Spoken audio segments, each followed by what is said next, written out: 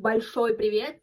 В общем, сегодня я расскажу о плюсах и минусах в разводе. Девочки, свои вы тоже, пожалуйста, добавляйте. Давайте начнем, наверное, с грустного. Минусы. Ты разговариваешь с детьми. Больше взрослых людей в доме нету. Немножко грустновато. Бывает, хочется повести диалог, хоть и постоянно он спорный. Второй минус. Если что-то где-то зашумит в доме, то уже мужа не отправишь. Тебе нужно идти самой проверять или прятаться под одеяло. Третий минус. Ну, бывает, девочки, такое настроение шальное, некому выносить мозг. Первый плюс. Никто не говорит: что ты опять свои эти баночки заказала? Да, малыш, я заказала, потому что у меня от этой баночки, вот этой, растут волосы и бровки и ресницы. Так что, блин, все, теперь баночки, я все баночки закажу.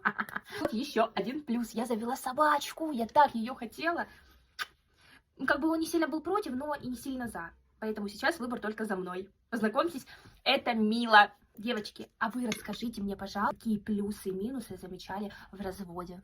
Я буду ждать в комментариях.